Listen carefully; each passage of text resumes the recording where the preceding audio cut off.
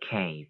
The giant ran on, but now a curious change took place in his way of running. He seemed suddenly to go into a higher gear. Faster and faster he went, and soon he was traveling at such a speed that the landscape became blurred. The wind stung Sophie's cheeks. It made her eyes water. It whipped her head back and whistled in her ears. She could no longer feel the giant's feet touching the ground. She had a weird sensation they were flying. It was impossible to tell whether they were over land or sea. This giant had some sort of magic in his legs. The wind The wind rushing against Sophie's face became so strong that she had to duck down again into the blanket to prevent her head from being blown away.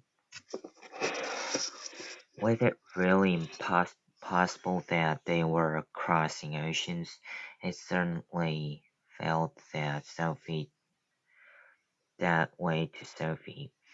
She crouched in the blanket and listened to the howling of the wind. It went on for what seemed like hours. Then all at once the wind stopped its howling. The pace began to slow down. Sophie could feel the giant's feet pounding once again over the earth. She poked her head up out of the blanket to have a look. They were in a country of thick forests and rushing rivers. The giant had definitely slowed down and was now running more normally, although normal was a silly word to use to describe the galloping giant. He leaped over a dozen rivers. He went rattling through a giant forest, then down into a valley and up over a range of hills as bare as concrete. And soon he was galloping over a desolate wasteland that was not quite of this earth. The ground was flat and pale yellow. Great lumps of blue rock were scattered around, and dead trees stood everywhere like skeletons. The moons had long since disappeared, and now the dawn was breaking. Sophie, still peering out of the blanket, saw suddenly ahead of her a great craggy mountain.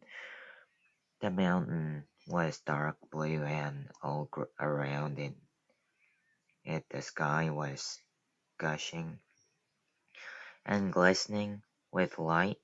Bits of pale gold were flying among delicate, frosty white flakes of cloud, and over to one side the rim of the morning sun was coming up red as blood. Right beneath the mountain the giant stopped. He was puffing mightily. His great chest was heavy, heaving in and out. He paused to catch his breath. Directly in front of them, lying against the side of the mountain, Sophie could see a massive round stone. It was as big as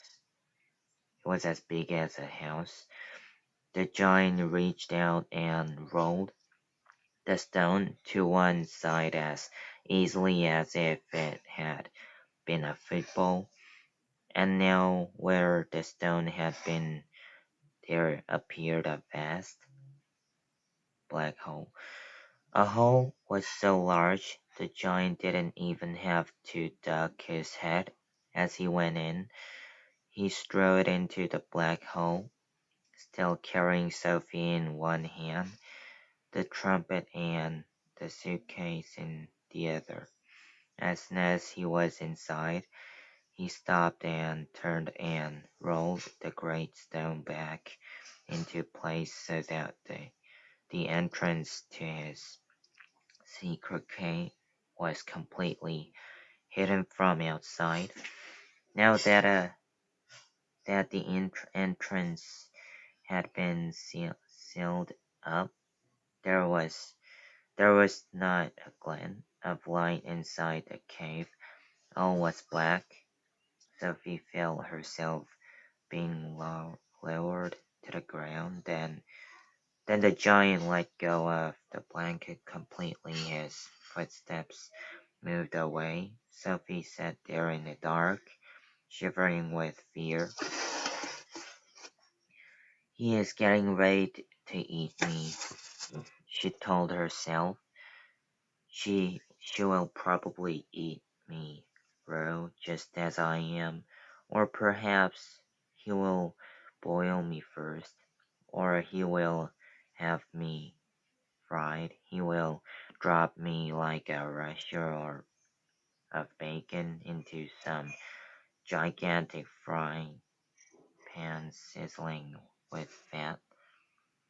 A blaze of light suddenly lit up the whole place. Sophie blinked and stared. She saw an enormous cavern with high rocky roof. The walls on either side were lined with shelves, and on the shelves there stood row of glass jars. There were jars everywhere. They were piled up in corners. They filled every nook and cranny of the cave. In the middle of the floor there was a table 12 feet high and a chair to match. The giant took off his black cloak and hung it against the wall. Sophie saw that under the cloak he was wearing a sort of collarless shirt and a dirty old leather waistcoat that didn't seem to have any buttons. His trousers were faded green and were far too short in the legs. On his beard some reason had holes cut along each side, with a large hole at the end where his toes stuck out. Sophie, crouching on the floor of the cave in her nightie, gazed back at him through thick, steel-rimmed glasses. She was trembling like a leaf in a wind, and a finger of ice was running up and down the length of her spine. "Hi!" shouted the giant, walking forward and rubbing his hands together. "What has us got here?" His booming voice rolled around the walls of the cave like a burst of thunder.